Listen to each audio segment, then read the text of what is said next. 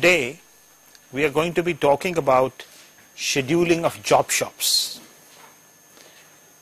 And when we are talking about scheduling of job shops, I think you must appreciate what do we mean, or what is the nature of job production, and what kinds of problems exist in the job shop, and what is it that we are trying to address through job shop production. In a typical job shop, what is happening is that a variety of jobs are being produced. That's one thing. And both the nature and the demand of jobs is unpredictable in a typical job shop situation. You can contrast this with batch manufacturing, where in batch manufacturing you are sure about what you have to produce, and you are typically producing those very quantities at predetermined intervals. But the nature of the job shop is that depending upon the kind of jobs which emerge, there is therefore a much greater degree of unpredictability in the job shop. A job shop typically consists of a large number of general purpose machines as opposed to special purpose machines, which would typically happen in an assembly line. So once you have general purpose machines, that means you can handle a variety of jobs on those machines, and therefore the job shop is equipped to handle this kind of variety with a variety of with a number of machines of different kinds. Each job, depending on its technological requirements, demands processing on machines in a certain order. What we are meaning here is that each job, by virtue of its special nature, would require processing on a number of in the sequence of would be different for each job, and therefore what we are saying is that each job is essentially unique in a typical job shop. And jobs will tend to queue before machines, that's one situation, or there may be idle machines and there are no job for that particular machine. So these kinds of situations might occur temporarily in a job shop.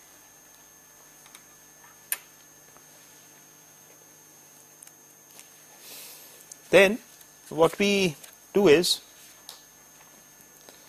let's try to see what is the objective in job shop scheduling. In fact, there could be a very large number of objectives. We have listed here some of the common ones. For instance, minimize the total processing time or the make span. You know what is the make span? Make span is the total processing time, or the time required to complete all the jobs that you are required to produce. So minimizing the total processing time or make span is one common objective. Minimize the mean flow time. The mean flow time actually talks about what is flow time? Does somebody have an idea what the flow time means? We'll define it more formally in a minute in the next slide. But what it means is that if a job comes on the scene at a certain point of time, then it has to wait for processing up to a certain period, and once the waiting is over, then it is processed. So the total time that a job spends on the shop floor, including waiting and processing, is generally known as mean flow time. That is the time for which the job is flowing around on the shop floor, you can say. Okay, that's it. So minimization of the mean flow time is also a very major objective. Minimize the idle time of machines, which is, I think, quite obvious, because you don't want to unnecessarily keep the machines waiting for no rhyme or reason. then you want to minimize the mean lateness or earliness of the job. Quite often in the parlance of job shop scheduling, we can talk about mean lateness and mean earliness. Although in common parlance we don't tend to use the word earliness, right? It is supposed to be grammatically incorrect. But here you are talking about lateness. So if the job is due at time 10 and you actually make it at the time 15, that means it's actually late. It's late by 5 days or 5 minutes. So that is what we mean by mean lateness. And if it is earlier than what it is scheduled to be, then it's earliness. In fact, that means the lateness of a job can be either positive or negative. If it is positive, that means you're actually late.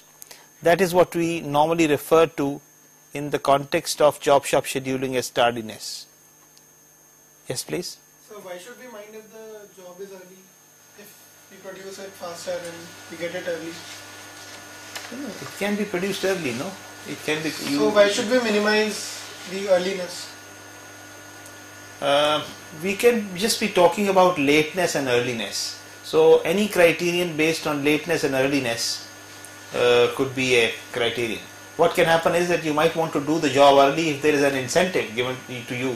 For every 1 hour completed earlier, you get a certain benefit, you get a certain value, and you earn a certain amount of money. Then of course. So it's like completing it early, you get a certain amount of benefit, and doing it late, you might incur a certain amount of penalty. So when you are having this kind of situation, then this would be appropriate. Minimizing the mean tardiness, minimizing the number of tardy jobs. So if you are making, let's say, 5 jobs, you would like to minimize the number of jobs which are actually tardy. This is the situation that can be done. You can try to minimize the mean queue time. That is the amount of time that a job spends in the queue. So one job spends 10 minutes, the other spends half an hour, and so on. So the average time that the job spent is the mean queue time, and you might want to minimize the mean queue time. You want to minimize the number of jobs in the system, because the lesser the number of jobs in the system, it means the more efficient you are. Actually, if there is no job in the system, you've done all the jobs, and therefore it would be a desirable thing to do. So there could be a variety of objectives in the typical job shop scheduling situation. The job shop scheduling problem is supposed to be a very complex problem. Mathematically, to give you an idea of how complex the problem could be, we have a general result which says that if there are n jobs to be processed on m machines, the number of possible sequences is n factorial to the power of m. This is the maximum number of sequences that are possible with n jobs and m machines. Just to give you an idea how big this number can be, you can see, for instance, if the number of jobs is 5, 10, 15, and let's say goes up to 20, and the number of machines is 2, 4, 5, 5 only, in that sense, this particular value of the number of possible sequences for this particular situation is 14,400 jobs, possibility, combinations. With 4 machines and 10 jobs, this number will go to 1.73 into 10 to power 26, just to give you number of possibilities. With 15 jobs, this value will go up to 3.8 into 10 to power 60. It's a very large number. And in fact, if you're using even the fastest computer to evaluate one possibility, you can take years for the computer to actually evaluate all possible combinations, right? And you have a situation here when you are dealing with 20 jobs and 5 machines. In that case, the number of combinations that you can land up with 8.5 into 10 to power 91, very large number again, right? So it's actually because of this combinatorial nature of the problem that it's difficult to find a solution to the general NM job shop problem. The only way you can find practical solutions to such cases is through the use of heuristic rules, and it's very difficult to find out an optimum solution except in certain very trivial or simple cases. So what we'll try to look at in this particular lecture is to see some of the situations for which exact solutions are available, and we'll see the kinds of algorithms which are required for solving this particular problem. Some definitions are in order here. How do you characterize a job shop? A job shop is characterized by the number of jobs, that's one thing, the number of machines, M, which is the second thing, the number of jobs, the number of machines. Then you can talk about the pattern of arrival of jobs. Is it a static job shop or is it a dynamic job shop?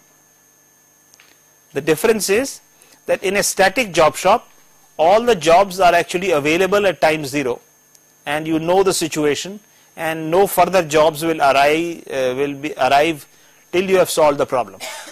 But in a dynamic situation, what will happen is you have jobs coming, you have more jobs coming, and you therefore have you don't know when a next job will come, and therefore the pattern of arrival of jobs is actually dynamic in character.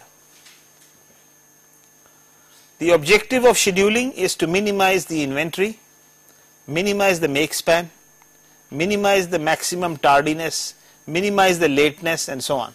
These are some typical objectives in this case.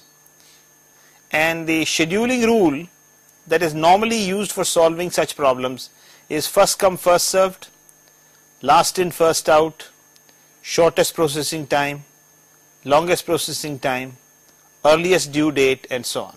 So you have a number of priority dispatching rules. We'll in fact comment upon the various types of priority dispatching rules that are there in situations where you have the general job shop. That means you don't have results very well defined, and therefore for such cases quite often we are content with using or choosing the right kind of priority dispatching rule.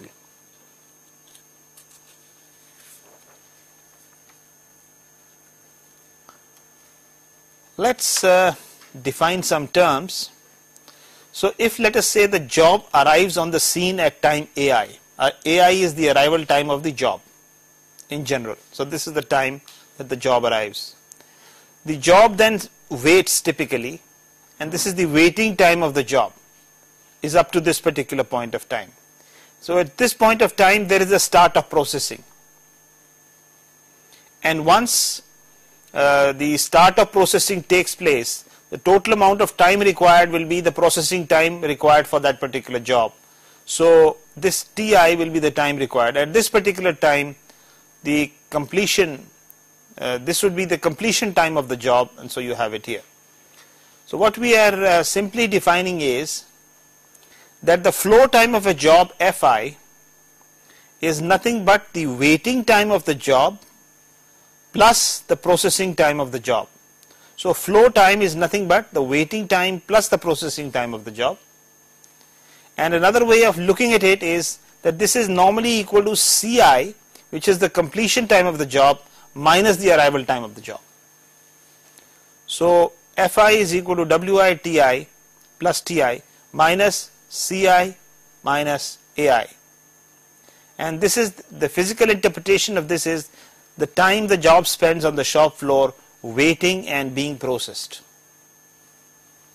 So you have this particular definition for the flow time of any job. We can also talk about due date related criteria, and again what you find is that this is the arrival time of the job, which is Ti. This is the start of processing of the job here. So the job comes here, it waits for so much time, then it starts processing, and then subsequently you have the completion time of the job, which is Ci. And when you are talking about the completion time as Ci, the due date for the job might be something like this, Di, which could be earlier or later than the due date. So we can define job lateness Li as anything but Ci minus Di. So this could be positive or negative as the situation is. If it is positive, it is lateness. If it is negative, it is earliness. So mathematically we can say the job earliness is Ei, which is the maximum of 0 and minus Li, and job tardiness is nothing but Ti, which is the maximum of 0 and Li. So in that sense we can define job lateness, job earliness, and job tardiness, because these are also terms which you need to be clear about.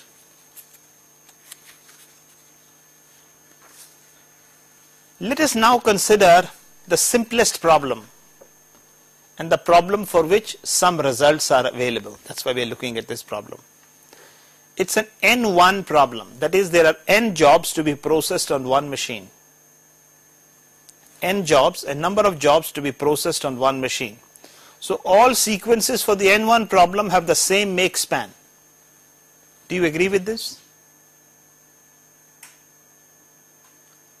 What it simply means is that if you have N jobs to be performed and each job has a certain fixed time, so no matter what sequence you choose, the total amount of time required for doing the jobs will be the same. So really speaking, therefore, the make span will be the same for all sequences. So that is not really a criterion for choosing the best value here. And therefore, other objectives are relevant in this situation. And what are these objectives? You can talk about minimizing the mean flow time. You can talk about minimizing the average inventory. Then you can talk about minimizing the mean lateness, and then you can talk about minimizing the mean completion time. It so happens, and we can prove it, that the rule which tries to minimize any one of these also minimizes all the others. That's a significant result. Okay, so it's very much like saying that the rule which does this, we will see which rule does it, will actually minimize these various objectives simultaneously.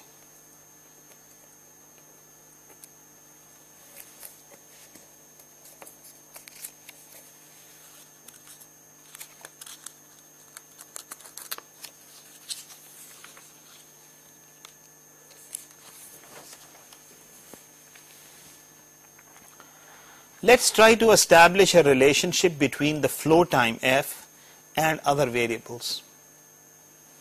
What happens is that we had proved that the flow time is nothing but the completion time minus the arrival time of a job, and this is equal to nothing but the waiting time plus the processing time of the job, and the lateness is nothing but Ci minus Di, that is the completion time minus the due date of the job.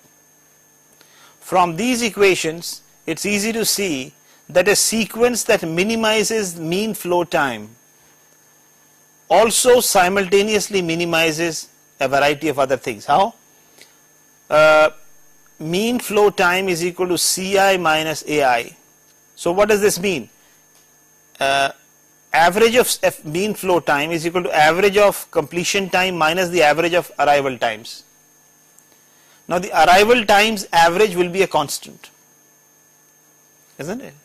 The time for arrivals will be a constant, because that's the time that the jobs came on the scene. So this is a constant.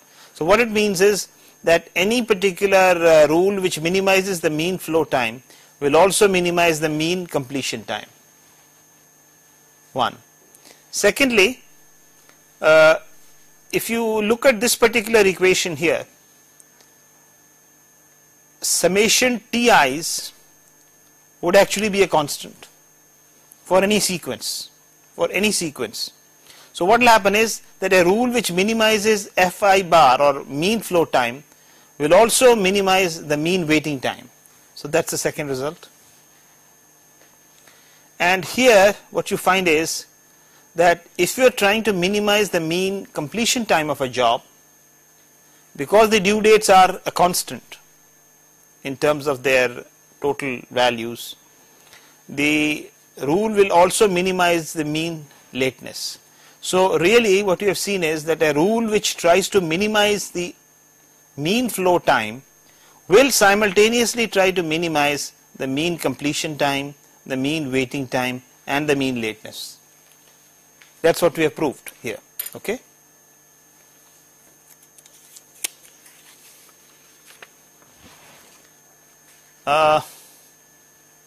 Let's look at the inventory variation for an arbitrary N1 sequence that you have, N jobs in one machine. What will happen if we have the first job, the second job, the third job, and so on up to the nth job being completed? What is the average inventory? When the first job is being processed, the number of jobs in inventory are N. Then once the first job is completed, the number of jobs in inventory is only N minus 1 because one job has gone out. And then subsequently for the third job it is going to be N minus 2 and so on. So ultimately when the inventory is 1, when the final inventory is just one job, in that particular case there is only the last job, nth job is in progress, and that's the one which is actually waiting. So what you can see here is, if you were to calculate the average inventory, you can see the vertical strips here, each of these verticals. So time required to process the first job, NT1. Then N minus 1 into T2, which is the processing time for the second job, and so on. So this is 1 to the power Tn, and average inventory, this is the total inventory divided by the time period T, which is the total time. So you have this. So the average inventory I is nothing but the area, the total area under the strip divided by T. That's what it is, it comes out here. Then if you sum up the horizontal strips, that is these strips, the total area should work out to be the same. So summing up the horizontal strips, what does it show? This is actually the flow time of the first job in the sequence. This is the flow time of the second job in the sequence. So this flow time means this is the waiting time, and then this is the processing time, and so on. So the total area is F1 plus F2 and so on up to Fn. So this is nothing but N times the average flow time. And thus T into average inventory is equal to N into average flow time. So what is quite interesting from here is that the average flow time and the average inventories are nothing but directly related to the area under the curve. So if you want to minimize the average inventory, or if you want to minimize the average flow time, how can you do it? The best way to do it is try to minimize the total area under the curve. That's what it is.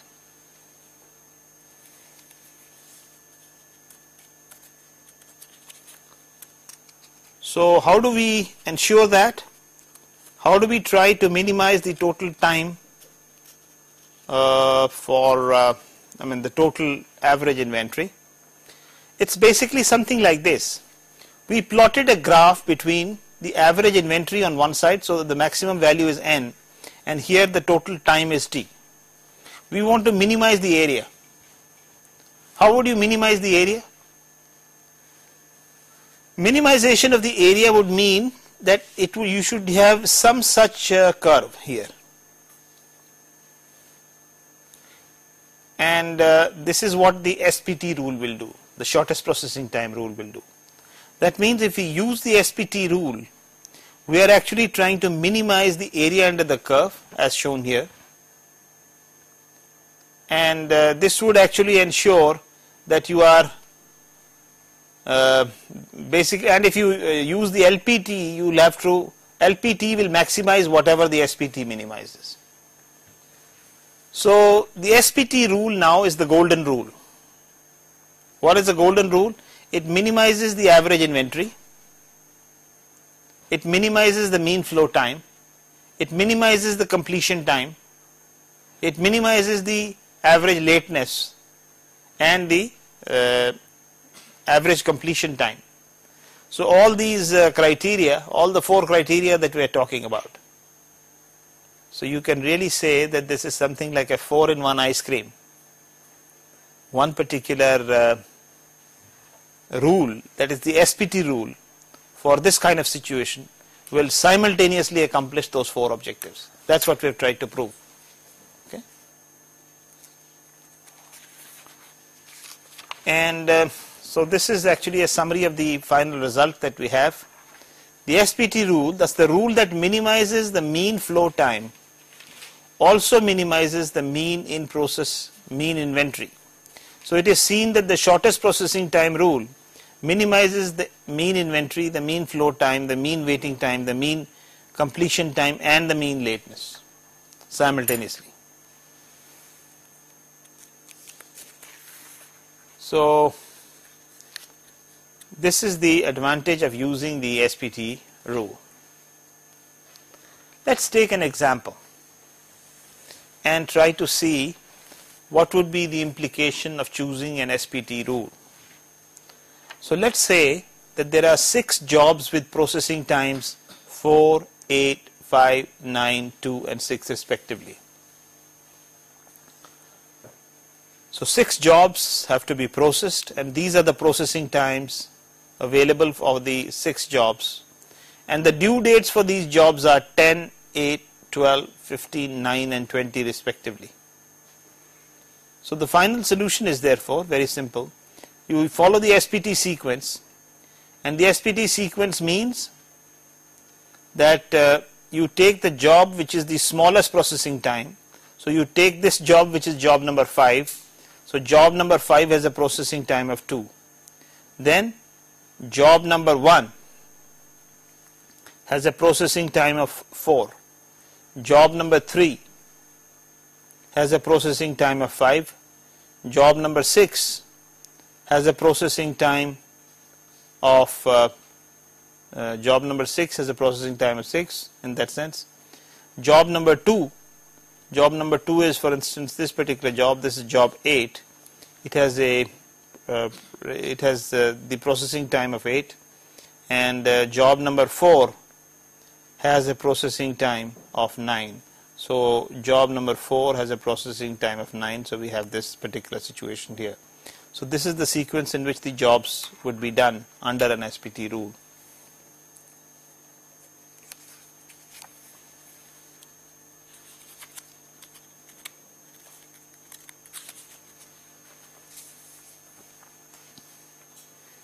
So we say that the SPT sequence is this.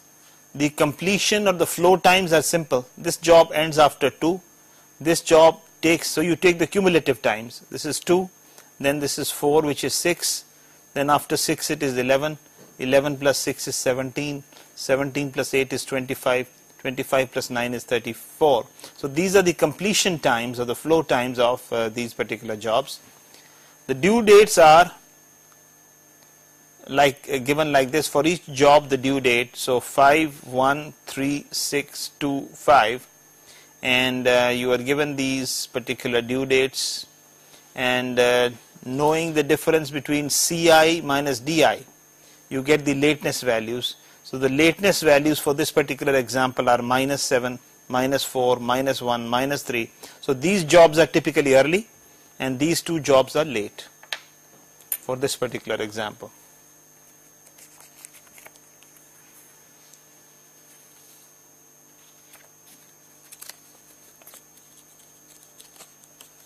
So what we are doing is we can look at we can look at some of these values and try to summarize the results for this particular case. So the SPT sequence is 5, 1, 3, 6, 2, 4. The mean flow time is 95 divided by 6, which is 15.833. The average inventory is 6 into 95 divided by 6 into 34. This actually comes directly from the formula that we derived about the total area under the curve for inventory. So the average inventory is 2.794 jobs. The mean lateness is 3.5. The mean tardiness is 6 and the mean earliness is 2.5. So this is how you could summarize the performance of a particular rule, in this case the SPT rule. And what we will do now is we will take another example, and in this example we will see that if we have, let's say, 8 jobs to be done, the processing times for each of these jobs is given and the due dates are given, and the slack times, corresponding slack time is nothing but the difference between the due date and the processing time. So 15 minus 5 is 10. That's how we define slack time. 10 is the due date minus 8, which is the processing time. This is 2, and so on.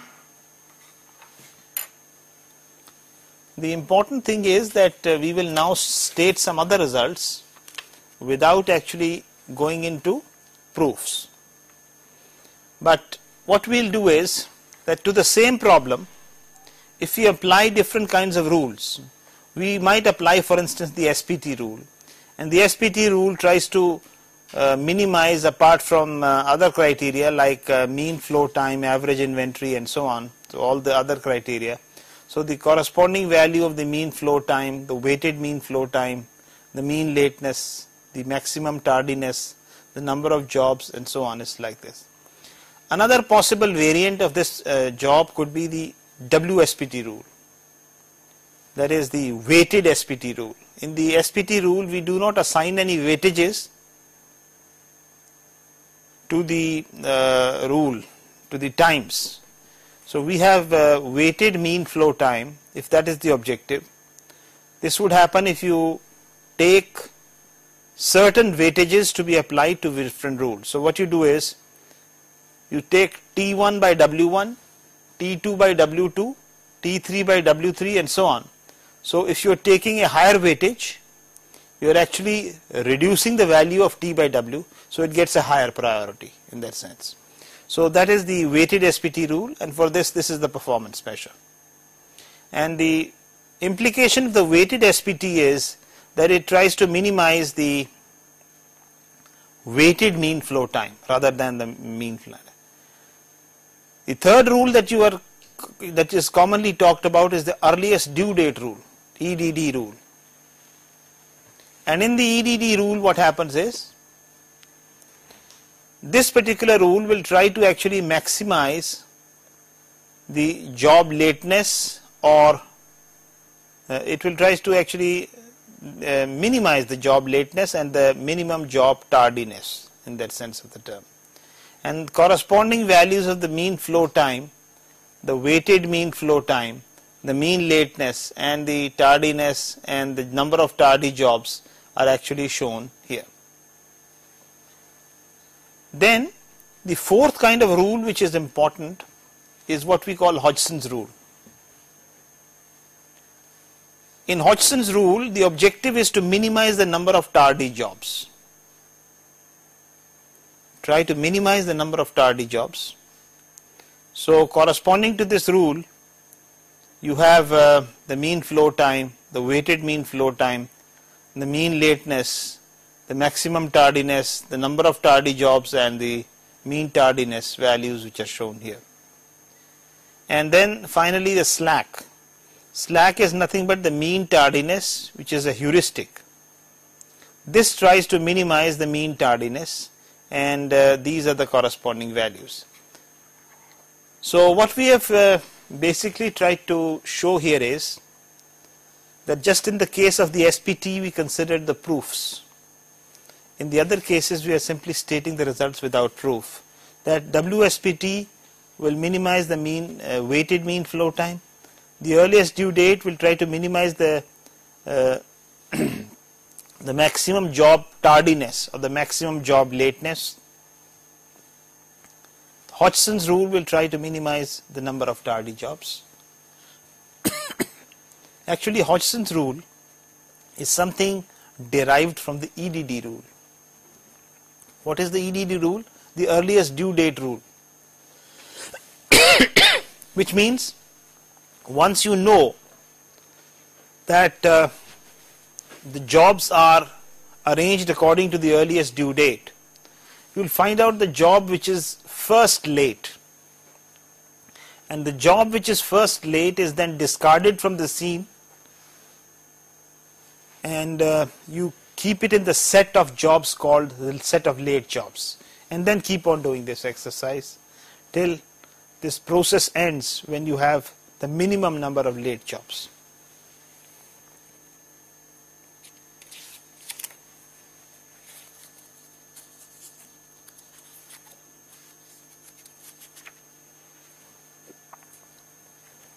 So after the N1 problem, that means where you have N jobs now and 2 machines. So we are now considering a situation where there are N jobs, 2 machines, and it's a flow shop situation. If it's a job shop situation, we don't have an exact solution procedure for that particular case. As I indicated to you, we are discussing only those situations for which exact solutions are available. In the flow shop, so what is a flow shop? Flow shop means that if this is machine A and this is machine B, then all jobs will be processed first on machine A, then on machine B.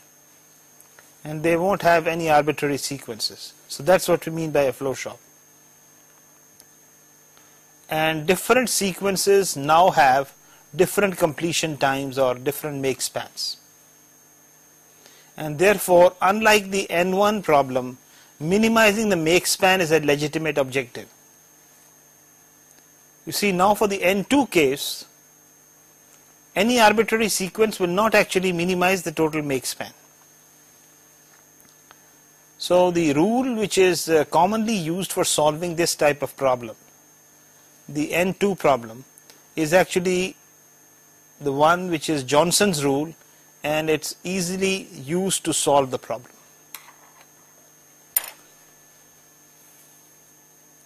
Have you had an exposure to Johnson's rule earlier? Okay. So how we actually solve the Johnson's rule is actually, suppose we have this problem, and the problem is that we have, let's try to solve this problem. Job 1 requires 10 units of time on machine A and 2 units of time on machine B in that sequence, because it's a flow shop. Similarly, job 2 requires 5 on A, 7 on B. Job 3 requires 4 on A, 10 on B. Job 4 requires 12 on A, 8 on B. And job 5 requires 9 on A and 6 on B. Okay? So how do you solve a problem like this? I mean, how would you look at the problem? Let's try to solve this particular problem, because what we can do is, suppose that we have a problem like this. So we are saying essentially job 1, so you try to find out what is the minimum processing time. What you notice is the minimum processing time occurs on job 1. This is the minimum here, and this is also the minimum here. So this figure is the global minimum here. So what happens is that if this particular time happens to be on B, we will schedule this job last. If it happens to be on machine A, then we'll schedule this job first. So what we will do is, we have a table in which we can directly say job 1 should be last. So you put job 1 last. We do that here, okay? And having done that, now after this job 1 has been processed, so what we can do is we can cross out job 1 from the list because it has been done. And then from the remaining times try to identify which is the smallest value. So the smallest value is now 4. This is the smallest value, isn't it? So this means that job 3 will now be done first. So you do job 3 here. This is what we do. And then of course this particular job has been scheduled, so you can cut out this job like we did, and from the remaining times again try to find out which is the lowest. So the lowest value now is 5.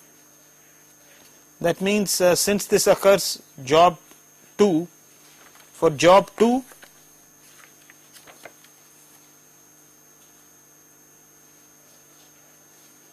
so job number 2 is scheduled here. Once we have scheduled job number 2, we can cross out job number 2 because these are the 3 jobs which have already been placed. And look at this particular situation here. What is the minimum now? The minimum is 6. So job number 5 should be scheduled last in the available slot. So job number 5 should be scheduled last here.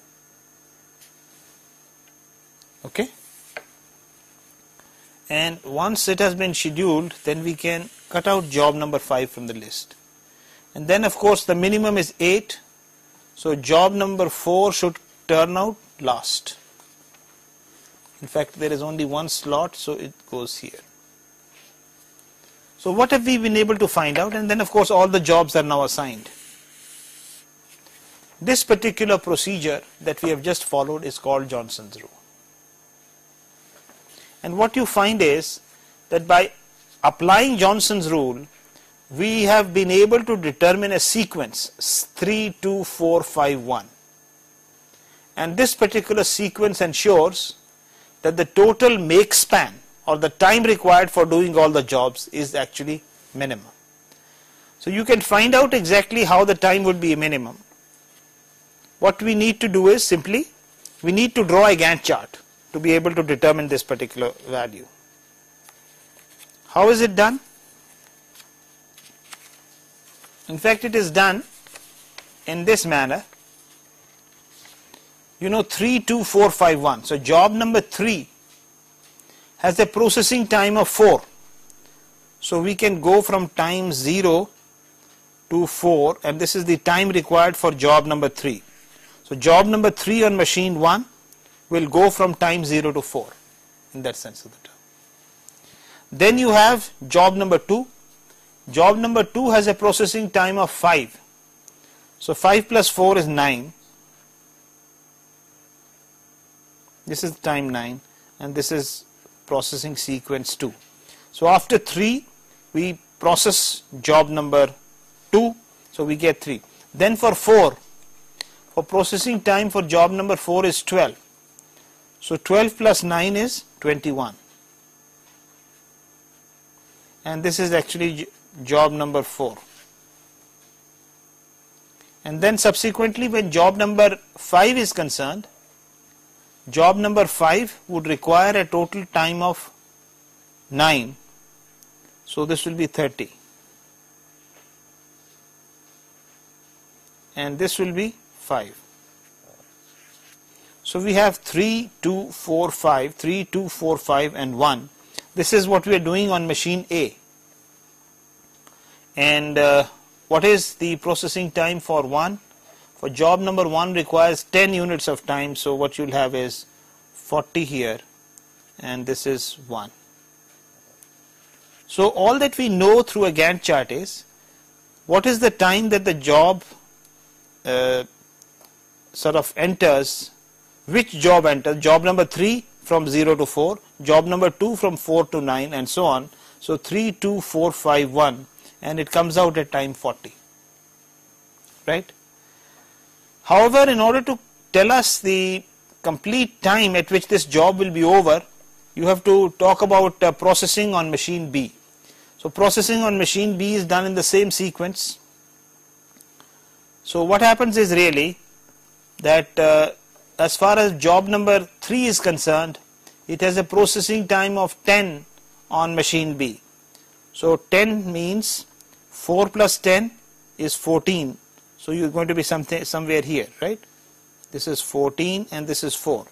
Obviously up to this particular time, from 0 to 4, this machine B is going to be idle. And 4 to 14 is the time required for job number 3.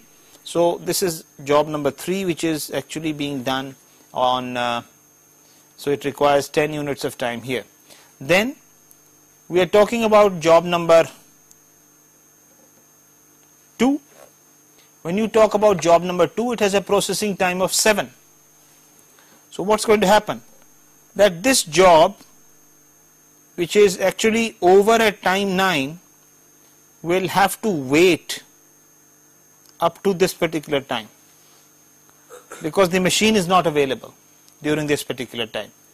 So then at time 14, you can start processing job number 2. Job number 2 will take time of 7. So exactly at time 21, you will have job number 2 which will be processed from 14 to 21 on this particular case. Then you take job number 4. Job number 4 will require a processing time of 8 units.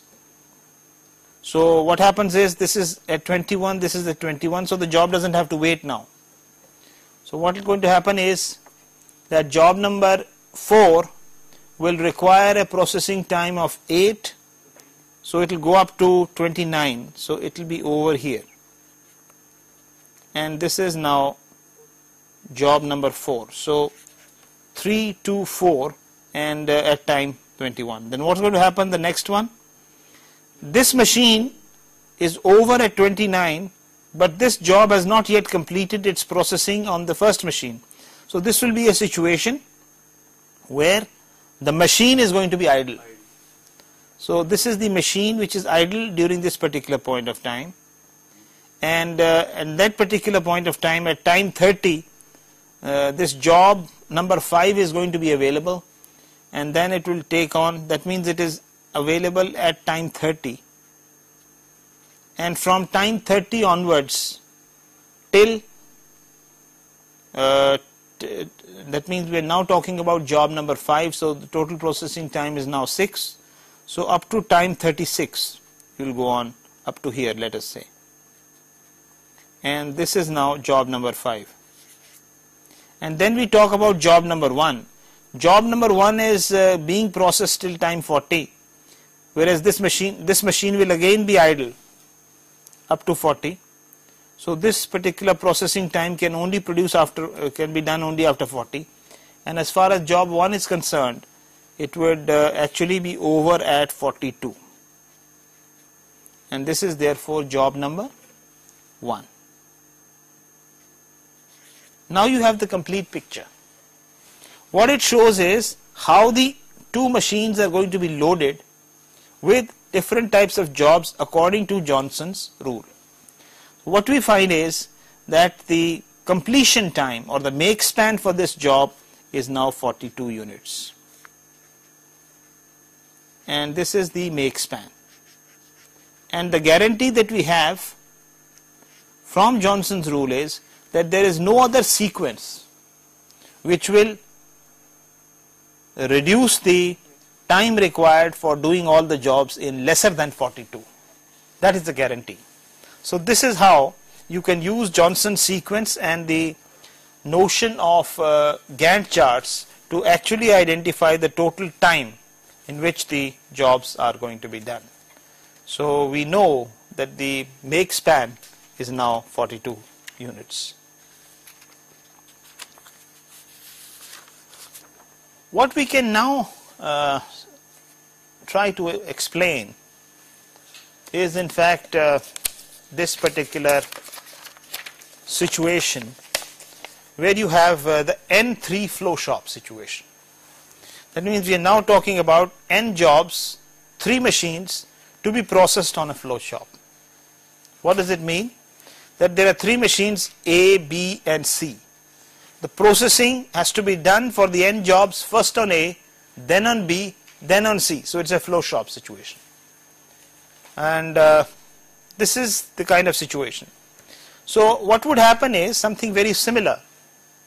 Actually this rule that we are talking about now is called Jackson's extension of Johnson's rule, right? Very interesting. It's like 2 brothers who have solved the same problem. So what you have is that the first job requires processing on A, processing on B, processing on C. Similarly 2 requires processing on and so on, 3. Now what happens is that in case there is dominance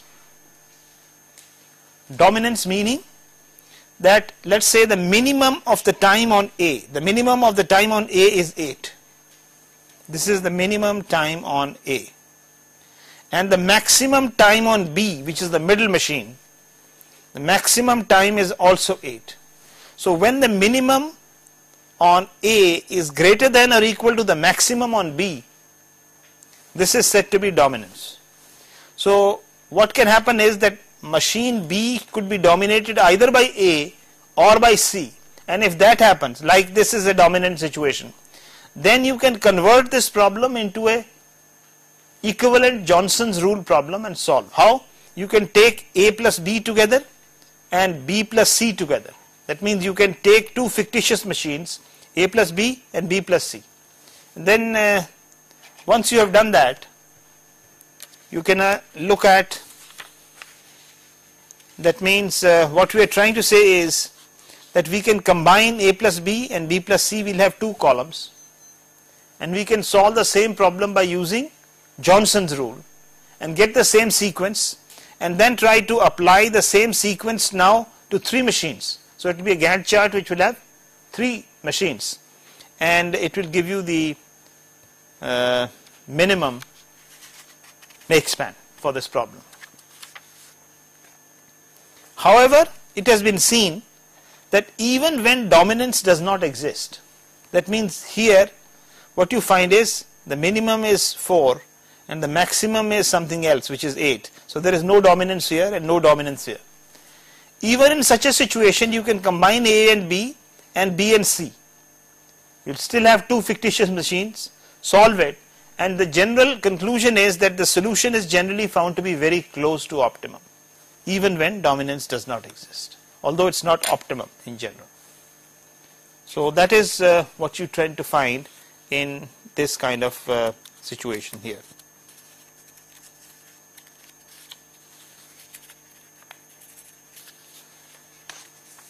Yeah, so as far as computations are concerned, all that you need to do is the time required for A and B, you put it down here, the time required for B and C, put it down here, and do complete this table.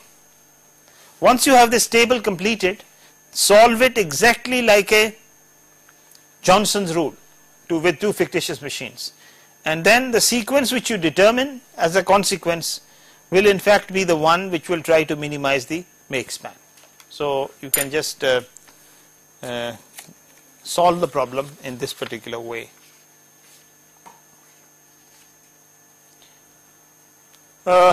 This can apply both to the case when there is no dominance and also to the case when there is dominance, both the cases that we considered.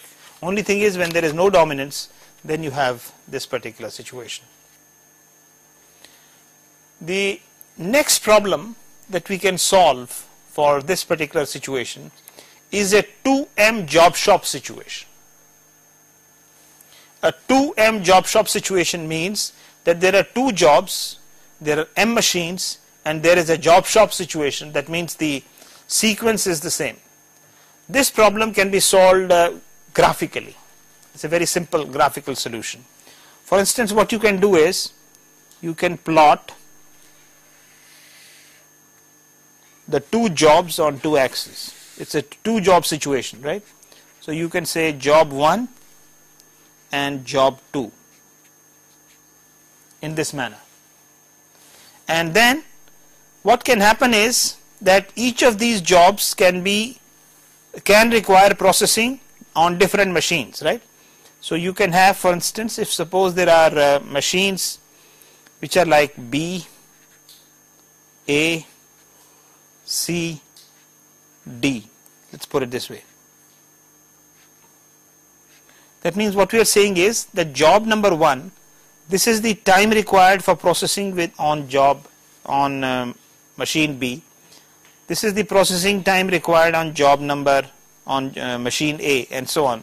So we write down these times in the sequence in which the processing is required. This is for a job shop. And you can also find out the same thing here. For instance, you might say that this is A, then this is C, then this is D, and then this is B, in that sense. So this is the sequence in which job 2 requires processing on different machines. So it's a it's a general job shop situation. What you then do is something very simple. This is A and this is A, so you can mark out this area, let's say here, and call this as A. Then as far as B is concerned, you can mark out this area here and look at this area and call out this B.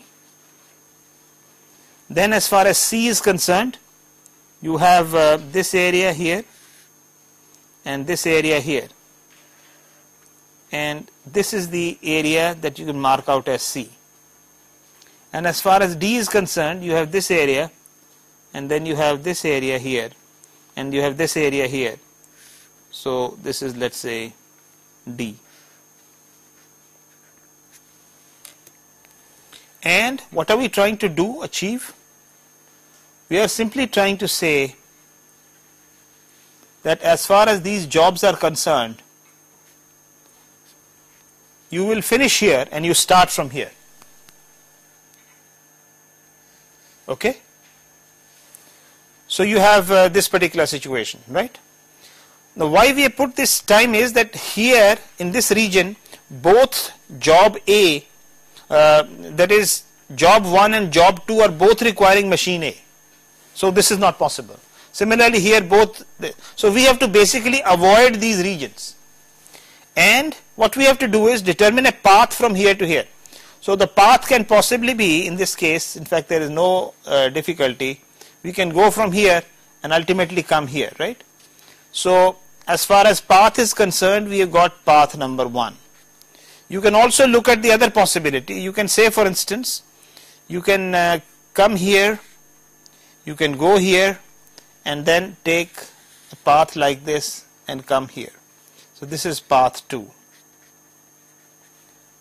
The basic idea here is that a path can consist of either a horizontal movement or a vertical movement or a 45-degree movement. A horizontal movement means job 1 is being processed. This means job 2 is being processed. This means both are being processed simultaneously. So you would then, after having enumerated a couple of paths, be interested in that particular path which will minimize the total distance.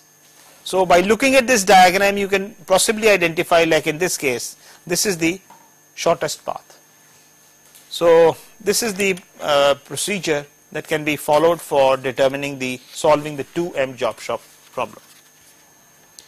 In practical solutions to big job shops, you use a variety of dispatching rules. A list is here: first come first served, SPT, EDD, slack, random, least remaining processing time, minimum ratio of slack time to number of operations, last come first served, least dynamic slack, and so on. So what we are simply trying to say is that what is normally done is that through a process of simulation, you try to identify what is the best you can do, and then try to take that particular scheduling rule which gives you the best solution. So let's try to summarize what we have tried to do in this lecture. We have looked at the complexity of the job shop scheduling problem. We have looked at the N1 problem, where the objective was not to minimize the make span, but to consider average inventory and other things. The N2 flow shop situation, Johnson's rule was a solution for this case.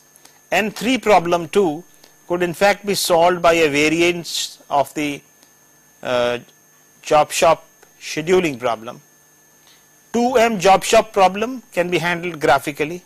General job shops and simulation could actually solve this particular case. So I think with this we conclude our discussion on job shop scheduling. Thank you very much.